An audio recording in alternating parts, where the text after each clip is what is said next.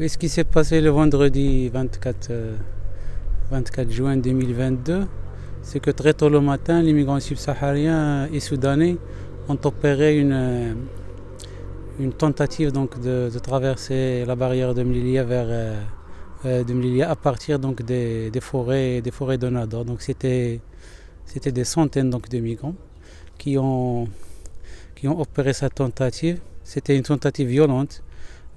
Donc ils se sont déplacés donc à pied donc des forêts vers la barrière donc de Mlilia, et ils ont été donc bien sûr arrêtés par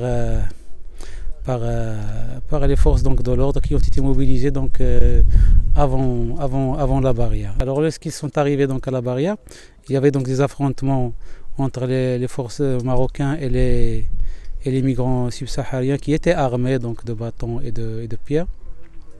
Et en arrivant donc à la barrière, à Barriocchino, les centaines donc, de migrants qui ont opéré la migration, donc il y avait beaucoup donc, de répression, et il y avait beaucoup de blessés donc, à la barrière, suite auquel donc, une grande violence a été utilisée par les autorités contre donc, les migrants subsahariens et soudanais.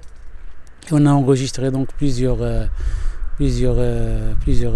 blessés graves, avec les scènes donc qu'on a vues sur les vidéos donc dans MDA. Donc c'était des violations donc graves, donc des dizaines donc de migrants entassés dans un milieu très étroit par les forces donc de l'ordre, en utilisant donc des violences de grandes violences contre les migrants subsahariens.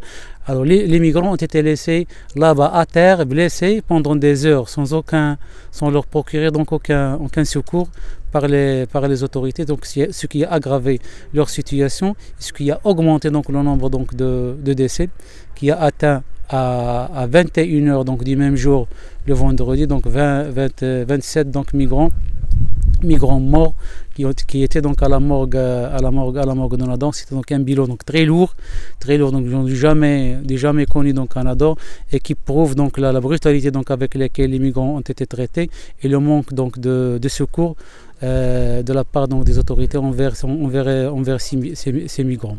Le nombre donc de blessés était aussi très important dans le rang des migrants et dans le rang donc des forces de l'ordre.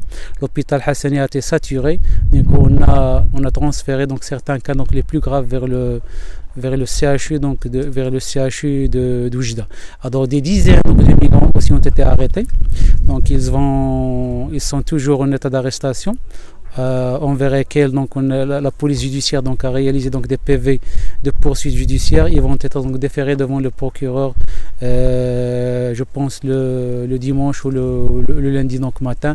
Le lundi matin, donc nous demandons donc en tant qu'MDH Nador, premièrement l'ouverture d'une enquête donc sérieuse, totale et globale, pour définir donc les responsabilités devant donc ce bilan donc qui est très très lourd, et devant donc le comportement des autorités marocaines vis-à-vis des migrants.